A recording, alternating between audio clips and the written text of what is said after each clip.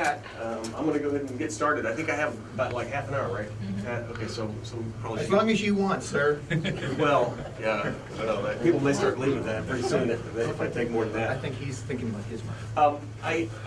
Several of you may have seen this presentation before, but I just want to highlight some of the things. I'm at the UTSA Institute for Economic Development, and the Institute actually has about 12 programs focused on various aspects of community development, whether it's small business development centers, a network that stretches from roughly from El Paso to Corpus Christi, to the rural business program that works at the same geography, but instead of working with small businesses, they work with community leaders on issues that may be affecting them. Also a program actually focused on Eagle Ford Shale, the Eagle Ford Shale Community Development Program.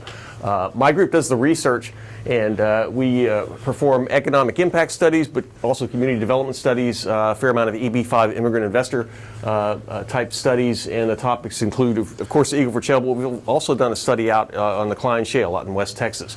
San Antonio emissions, we're probably going to do a study to look at the economic impact of Fiesta on the San Antonio economy. The UT system, and then for the San Antonio Economic Development Foundation and other entities, cities and whatnot, we've done targeted industry, workforce analysis, and examined the repurposing of military bases for commercial use as a result of BRAC closures. And our constituents really kind of run across the board, anybody interested in economic development. So Cuero Development Corporation, for example, but there's over 600 economic development corporations in Texas, and so it's quite a lot of folks that are interested in aspects of economic development, and we work with really across the board, stakeholders across the board. So the Institute, the mission, I guess, or the role can best be described with a quote from Yogi Berra, who said, "In theory, there's no difference between theory and practice, but in practice, there is." So our group sort of bridges the theoretical or academic side of UT with the real world that the rest of us inhabit. Our research is intended not for academics so much as policymakers and practitioners. So, which is to say, down here at the bottom, we leave topics such as non-stationary, non-Gaussian, hedonic spatial modeling for house selling prices to other folks. That's research that actually is underway at UTSA, but it's not quite what we do at the Institute.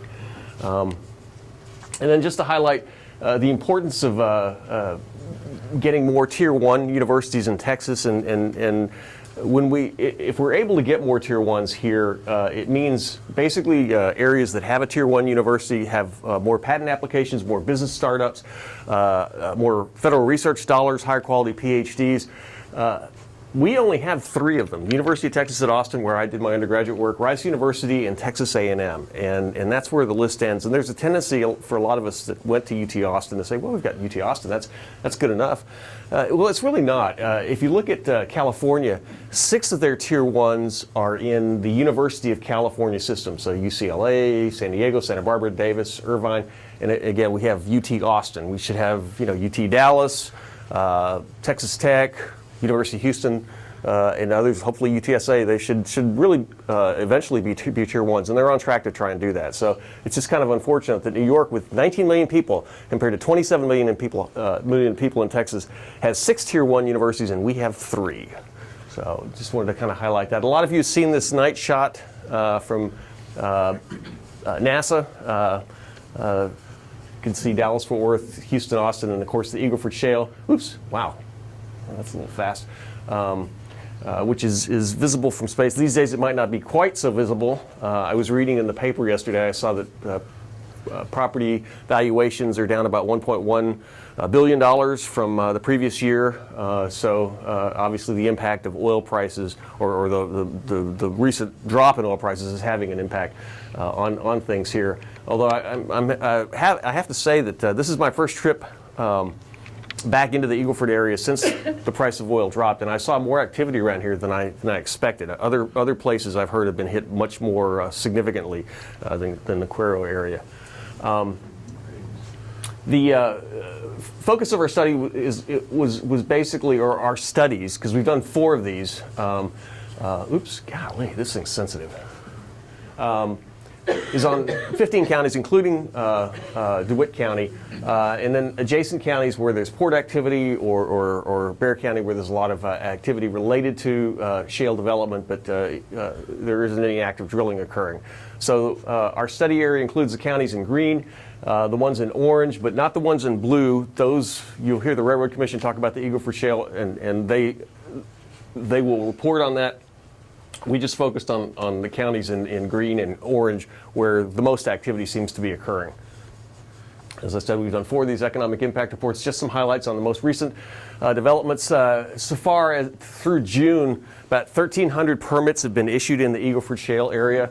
The last time I did the math on that, it suggested that we'd get up to about 2,800 permits this year. It's a far cry from the 5,600 permits that were issued in 2014. So things are, the capital cutbacks and the impacts are starting to be felt overall.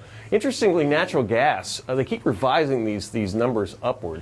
The last set of numbers that we had for 2014 and through this year for daily production for natural gas were actually about 4.5 billion cubic feet per day, and now they've revised 2014 upward to over 5 billion cubic feet per day, and about that for this year. So there's a lot of natural gas production in the Eagle Ford Shale, more than the Permian Basin in West Texas. The only other shale formation producing more natural gas than the Eagle Ford is the Marcellus Shale up in Pennsylvania and northeastern area. They produce about 16 billion cubic feet of natural gas per day. In terms of oil production, about 1 million barrels per day, and this is where a lot of folks that were hoping for a rebound in oil prices have gotten surprised, because although the capital cutbacks have been significant, the rig counts are down, production, because of the activity that still occurs and has occurred in the past, continues to have some momentum associated with it. And so it's, even though the unconventional techniques, shale operations can be ramped back relatively quickly, the production doesn't shut off like a faucet. So we're still seeing follow-on lag effect production, if you will, and we expect that to continue for a while, which may mean that oil prices may not rebound as quickly as we had hoped. Oops. Here we go again. Condensate production is down a little bit, but still over 250,000 barrels per day. So if you take condensate, which is essentially ultralight crude oil, and combine it with the oil, the Eagle Ford continues to produce well over 1 million barrels of oil and condensate per day. And so the question I get asked a lot is how much oil and condensate has the Eagle Ford Shale produced to date? And the answer is, and this slide's actually about a couple of months old, so the numbers are a little bit higher than this, but over 1.2 billion barrels, with maybe 5 or 10 billion barrels of ultimately recoverable oil and condensate yet to be, or that ultimately can be extracted. So there's potentially, well, there is a lot of life left in the Eagle Ford Shale. Probably, I don't know, maybe between 10 and maybe 12,000 wells have been completed to date. And we at first thought that number might get as high as 25,000. We now think it could be 40,000, possibly even higher than that. So we'll continue to monitor it. But again, this the low oil prices are having an impact, but the Eagle Ford Shale is not going away. This just kind of shows how production again has continued to increase, or at least stay level. It hasn't really dropped, even though rig counts have dropped significantly, as you can see, particularly in the Permian, but really across the board, across the U.S., rig counts are down very significantly because of the capital cutbacks. This is kind of a neat slide. It just shows the relative productivity of each shale field in the U.S., and the Eagle Ford right now is more productive than any other shale field in terms of oil production in the U.S., more than the Permian, more than what's the other one, the Niobrara, or the Bakken.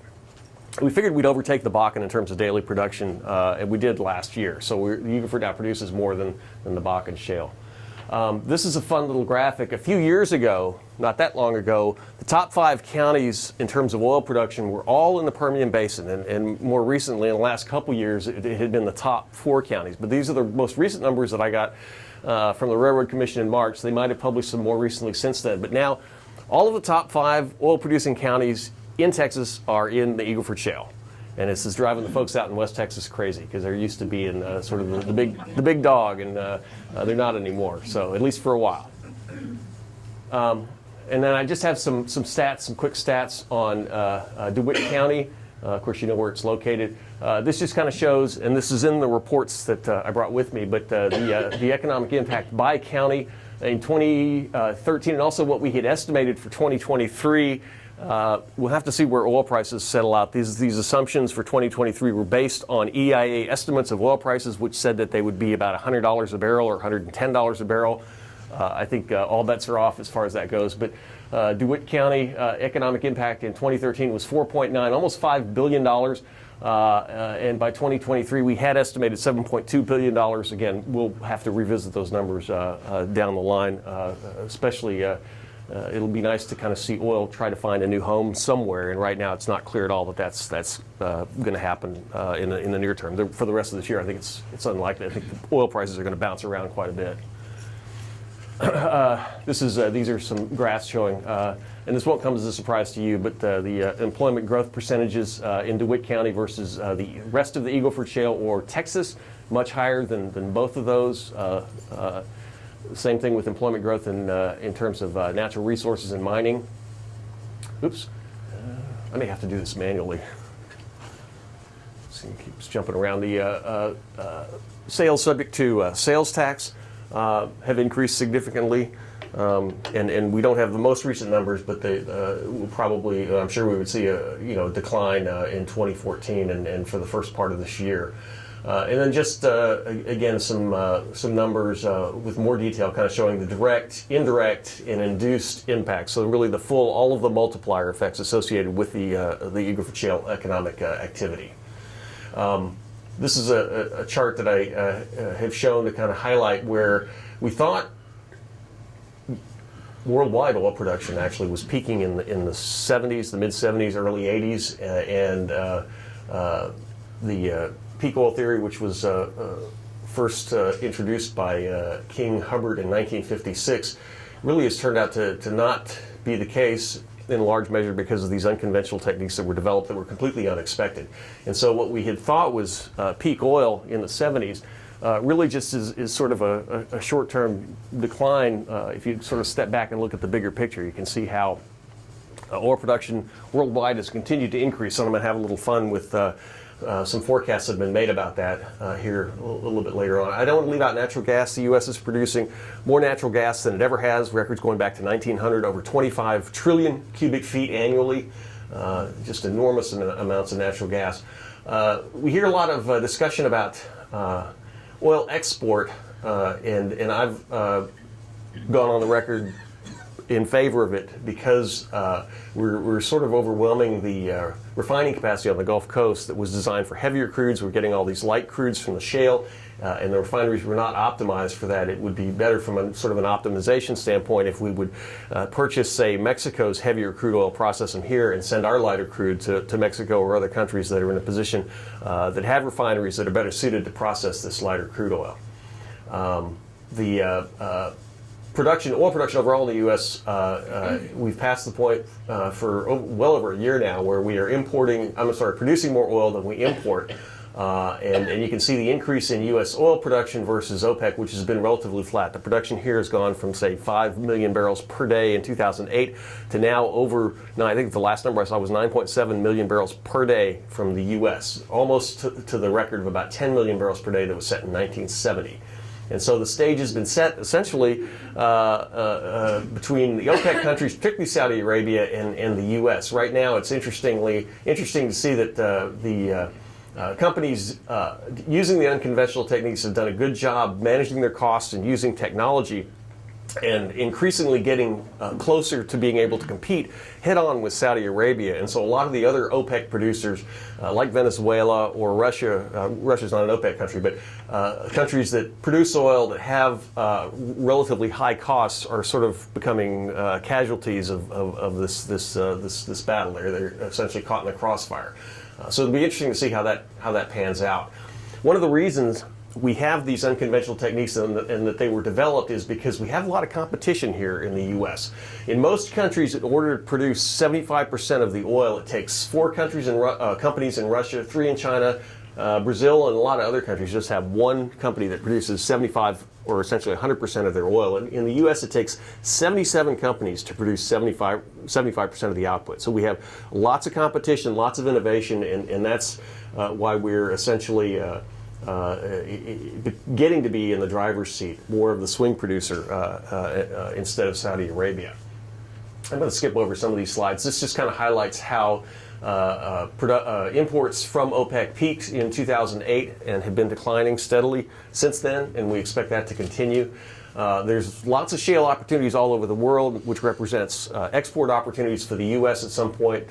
We're taking a look particularly at Mexico. We recently released a preliminary study looking just at the shale in Mexico. So 4 states up there, Coahuila, Nuevo Leon, Tamaulipas, and Veracruz, where the Eagle Ford continues. It's called other things on the other side of the border, but there is potential when Mexico can get around to that. Right now they're struggling with bids for shallow water, deep water, and onshore conventional. And they haven't yet put the shale blocks up for bid, but we expect that to occur at some point in the future. And this slide has driven the folks in Mexico crazy because you can see the activity in the Eagle Ford and at the Rio Grande. There is no production south of that, and yet we know they have shale there, but nothing's going on in terms of shale development in Mexico because Pemex doesn't know how to do it, and for up until energy reform was passed, that was the only company that essentially could operate in Mexico. That's all starting to change now, but they're still in sort of the early stages. They had their first bid on shallow water blocks in Mexico, and the results can only be referred to as a disappointment. They put 14 blocks up for bid. Half of them did not receive bids, and only 2 of the bids were accepted because the terms were so unfavorable from the energy company's standpoint. So two companies out of 14 were awarded bids, and the rest have not. And I think they're regrouping in Mexico City to try and better understand what they need to do to make these blocks more attractive to get outside private companies involved in the oil and gas industry in Mexico. Mexico's oil production peaked in 2004 and has been declining steadily since then, despite increasing capital expenditures. If they had not undertaken energy reform, in a few years they probably would have been looking at being an oil importer. They already import lots of natural gas, 650 billion cubic feet annually from the U.S. in 2013 and 2014, and yet they're sitting on over 500 trillion cubic feet of shale natural gas. So that's a situation they would like to change, but they're still in really the early stages of trying to make that happen. The study that we're putting together will include an economic impact similar to the Eagle Ford Shale, but also a business roadmap on how to do business in the energy sector, a legal analysis, and we're also going to try to put together a B2B platform to help companies find partners in Mexico. In terms of the 15-county economic impacts from 2013, which includes just the producing counties like DeWitt County, we had estimated over $71 billion in total economic impact, up from, I say only, $20 billion in 2011, supporting 114,000 full-time jobs from 38,000 in 2011, and then lots of dollars going to the Economic Stabilization Fund, also known as the Rainy Day Fund, local government revenues, etc. For 2023, I think I'm going to skip over this and go to the 21 county area because we sort of have taken at least a shot at re-estimating the numbers for 2023, assuming $65 oil, which I don't know. We'll see. That hopefully that's not too optimistic, but. For 2013, $87 billion in economic impact for the 21 county area, up from $25 billion in 2011, supporting over 150,000 full-time jobs. For 2023, we had estimated $137 billion in economic impact, but at $65 barrel of oil, that probably is going to be more like $48 to $68 billion instead of about 200,000 full-time jobs, maybe 72,000 to about 100,000.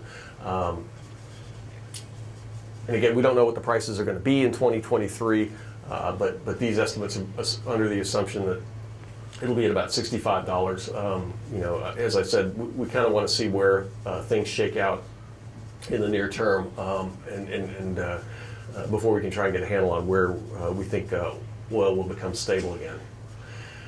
As I mentioned, the producers in the Eagle Ford, this is from EOG, but in general, the producers have been getting more efficient. EOG already is able to produce in places at $40 a barrel profitably. One of the reasons the unconventional exploration and production companies using these unconventional techniques have been able to cut their costs have to do with things like the number of standards they use relative to the major oil companies, which operate more capital-intensive projects in deep water areas and such. For the majors, they've got 328 standards just for valves, whereas the shale producers tend to use standardized interchangeable parts, and so their costs just overall are lower, and so they don't have to put up as much capital to complete a well. It doesn't produce as much or as long, but they can put down a whole lot more wells in a fairly short period of time than the major oil companies can. This just kind of shows how the techniques have changed a little bit. I'm going to, in the interest of time, I'm going to skip over some of these, but just to highlight how much technology is starting to, the role it's starting to play in terms of production. This is from the top of one of the rigs. We were trying to decide if that was a coffee cup on the left there. Hopefully not, because I have a feeling that stuff wouldn't react well to a spilled cup of coffee. The techniques in use are looking more and more like a manufacturing process. This is from a company that's operating in North Dakota, but they plan on this plot to use one frac pond and drill 96 wells essentially in sequence to again kind of better manage their costs and lower the production costs overall. This is a slide highlighting the rail infrastructure. I think probably a lot of you have seen this, but just to highlight Gardendale, 5 years ago, was essentially an abandoned rail hub. It's been transformed into a significant staging area for frac sand, barite, or where pipelines are in place to take the oil out. Just a complete transformation there, and we're hoping that this logistical infrastructure will help provide a foundation for not only the oil and gas industry, but for other types of industry for economic diversification over the long run. This is Corpus, which really has not been affected by the drop in oil prices. If anything, especially with the prospect of export of crude oil, that would only increase the activity there. Corpus is actually sold out of land, and so a lot of developers are moving up on the other side of the bay to Portland and Ingleside. They've got a lot of billion-dollar projects going in there as well. This is kind of highlighting a study. I'm going to skip over most of this, but it was basically a study on a natural gas grant program for the conversion of refueling stations and vehicles to natural gas, since we have a lot of natural gas that we did not expect to have. And the issue with regard to natural gas refueling stations is that compared to conventional gasoline stations in the U.S. is about 115,000. In Texas alone, there's 16,000. We have maybe 120, 130 public refueling natural gas stations in Texas, and about 1,500 in the U.S. overall. And so the grant programs are intended to try and get us to sort of a critical mass where, right now the dilemma is, if I put in a public natural gas refueling station, are there enough vehicles out there using natural gas to justify that expense? And if I'm going to convert my vehicle to natural gas, am I going to be able to fill up if I want to drive from here to Dallas? And right now the answer is not necessarily. So we're just seeing a lot of new applications for natural gas, not only for vehicle fuel, but also feedstock for manufacturing facilities, which is one of the things driving all the activity in the Corpus area. And a lot more electricity is being generated from natural gas. And the study, or the grant program, applied basically to the Texas Triangle, the largest cities in Texas. And then this was just to kind of highlight what the economic impact was for an outlay in terms of grants of about $53 million. The economic impact by the end of this year is expected to be about $474 million. And then this is where I start talking about predictions, which is sort of fun. This one, in terms of oil predictions, this one was from 1885, one of John Rockefeller's old partners, who apparently thought oil would not be discovered outside the state of Pennsylvania, and said that I will drink every gallon of oil produced west of the Mississippi. And then T. Boone, in 2005, thought that we had seen the peak of global oil production, and he thought it was that it was going to peak out at 84 million barrels per day. He says, I don't care what Abdullah, Putin, or anybody else says, and yet by 2013, worldwide oil production had topped 90 million barrels per day, and at least for the near term, continues to increase. We are producing worldwide lots and lots of oil, basically since last Thanksgiving when OPEC decided that they were not going to cut back production to try to stabilize prices. And then this is my oil price prediction Hall of Fame, folks as recently as last September, who said that oil would never, ever, ever fall below $100 a barrel ever again. And some of these slides kind of highlight the dilemma in terms of trying to predict oil prices. The EIA, their predictions, in which we based our last report on for long-term predictions, showed oil, as I said, about $100 a barrel, and yet the orange line is what has actually happened to oil prices. We've seen them drop and drop and drop, and they went back up earlier this year to around $60 a barrel, but now yesterday we're trading at about $45 and change, West Texas Intermediate. So we'll just have to see where that goes. But if you look back at the history of the oil industry, it's been volatile. It's an industry replete with booms, busts, gluts, shortages.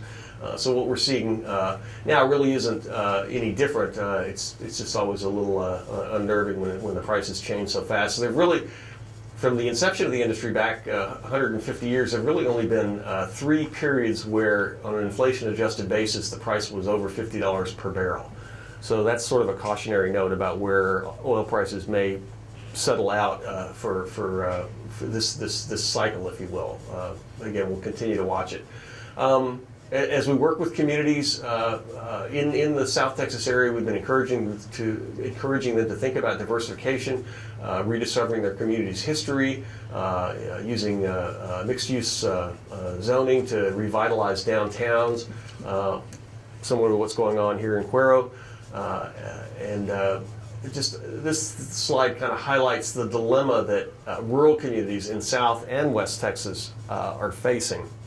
The population of Texas used to be a rural state, agricultural state, and the population used to be relatively evenly distributed, and that also meant that the representation in the state legislature was also relatively evenly distributed in terms of senators and House reps. That's no longer the case. The largest population growth has been in the larger cities. This highlights Central Texas, so it's got Bexar County and Travis County, but the same is true in the Dallas-Fort Worth area and the Houston area. The mayor of Abilene said at a conference a year or so ago that there are actually more legislators in the Houston area, state legislators, than there are in all of West Texas. So that's one of the, from a strategic or strategy standpoint, we've been urging the rural communities in Texas to sort of work together to form a single voice to take their issues to the legislature, because the big cities also have issues with things like roads, and so essentially we're competing with the larger cities to make our case. And then the foundation that we talk about that continues to be important, that will provide for the prospect of economic diversification, better roadways. I was pleased to see when I drove in yesterday on 72, that road is in a lot better shape. It looks like it's got a new lease on life there. But improved medical facilities, broadband, affordable broadband networks, I should say. I mean, you can get broadband anywhere you want in the Eagle for Shale if you want to pay several $100s a month for the equipment and the fees. But affordable broadband is still not available throughout the area.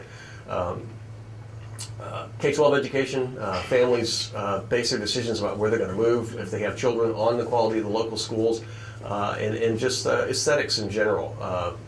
Basically, trying to answer the question, why would somebody want to live here? How do we attract new residents, visitors, and industry? And then in the last economic impact report, again, please feel free to take a copy. We highlighted 4 cities. It's not an inclusive list, but just 4 cities that are doing some interesting things with regard to diversifying or creating a sustainable community environment. Gonzales, Karnes City, Pleasanton, birthplace of the cowboy, and Cotulla. I don't have time to talk about it now, but they have some interesting ideas about what to do with those 23 to 25 or 27 hotels that they have built, and many of which are probably not seeing the occupancy rates that they were. And then economic diversification, just a couple of examples. In South Texas, it's a good place to grow olive trees, and there are a lot of increasing numbers of olive producers in South Texas who produce olive oil, very high quality olive oil. The U.S. imports 95% of the olive oil it consumes, so it's a good opportunity for diversification. In addition to hunting, both traditional and exotic, there's also opportunities for wildlife photography. Some really great photos I've seen recently in a couple of books that have been published. So to borrow another quote from Yogi Berra, the future ain't what it used to be, for good or ill. It was a lot more fun being in Texas when the price of oil was $100 a barrel, but I'd still rather be here than anywhere else. And so to celebrate that, I wanted to kind of have a little fun with these last few slides. This is a graphic that shows the #1 selling vehicle by state. And I figured the F-150 was the #1 selling vehicle in Texas, but it's the #1 selling vehicle in a lot of places, not California. And everybody guesses that the #1 selling vehicle in California is... usually they say everyone says the Prius, but it is in fact the BMW 3 Series. So, and then it's so hot in Texas we actually had to install fans outside. I have this slide in part because I just want to highlight the fact that Texas is the #1 wind energy producer in the country, not California. And then some things you'll only see in Texas. And I know that we've gotten a lot of rain lately, but for a while, a lot of us were thinking about changing the rain gauge here in Texas because it was getting so dry. And then I found this map in the Oasis in Austin, finally one that puts Texas in the proper perspective relative to the rest of the country. And then something from where I'm based out of, only Texas could turn defeat into a legend and a song and a tourist attraction and a major motion picture. And then from Sam Houston, Texas is the finest portion of the globe that's ever blessed my vision. But really, in the final analysis, there's really only 2 states in America. There's Texas, and there's not Texas. I thank you for your attention. Happy to answer any questions to the extent we have time. Yes, sir. You had talked about innovation and competition making it easy for the United States to be more competitive on the global market. And then you were talking about the United States and Saudi Arabia, but isn't Aramco the major player there in Saudi Arabia? In Saudi Arabia, yeah, sure. Yeah. So they don't have the competition that we've got. No, they just have access to cheap oil. They're still using conventional techniques and bringing it up out of the ground for $10, $20 a barrel at the most. Their marginal costs. Now, their social programs, when you bake those in, they actually need about $105, $108 to balance their budget. And so they're going on the debt market, they're acquiring some debt, they have a lot of capital reserves, and so they can hold out for at least a couple of years, unlike, say, Russia and Venezuela, which are hemorrhaging right now. They're feeling a lot of pain because they don't have the kind of capital reserves. And it's not clear how this is all going to play out. I just don't know. At some point, there's going to be revolt in Venezuela because they're just not going to have money to pay for their social programs and subsidize the gasoline for the citizenry the way they have been doing. So I'm not thinking it for Pemex or Mexico's oil production turns around 10 years. I don't know if it'll take that long, in part because I think when the deep water bids get announced, there are a lot of companies, the major oil companies, that are used to these capital-intensive projects. And I don't know that it'll necessarily take 10 years. They can probably start ramping up production because it's really untapped. The deep water in Mexico, unlike the U.S. Portion of the Gulf, they haven't done anything with it. So there are a lot of potential opportunities. And another attractive aspect of the deep water in Mexico is that they don't have to deal with the onshore, the drug cartel violence, or in a lot of cases workforce rules, things like that. They can bring in their own teams, their experienced teams. They've done these types of platforms over and over again. So I think that's a potential bright spot. For the onshore conventional and unconventional, there are still some issues that have to be worked out, and we're kind of watching the landscape as that plays out. Do you think we'll see a significant increase in natural gas production as the plant down in Portland comes online? It's possible. It depends what the demand is. Right now, and you know what the producers would like to see. They're producing more natural gas than they want to. I mean, I think, in fact, in the Eagle Ford, the reason it's 5 billion cubic feet per day is because they're getting, when you drill for natural gas, you get natural gas. If you drill for condensate, you're going to get natural gas, and if you drill for oil, you're still going to get some natural gas. So they're getting quantities they don't necessarily want right now. So hopefully, as we use natural gas for more things, more applications, as these plants come online and the demand increases, that we'll see the price go up beyond $2.80 per thousand cubic feet, which is where it sort of is right now. I think they would like to see at least $4 per thousand cubic feet. And before we start worrying about, you know, the price of natural gas, you know, jumping back up to $8 to $12 where it has been in the past, I just don't see that occurring. We have so much natural gas here and the means for production. I think we could produce a lot more, but probably the price needs to be at least $4 or $5 per thousand cubic feet, not $3. All right. Well, thank you again, and I'll be around for a little while as well.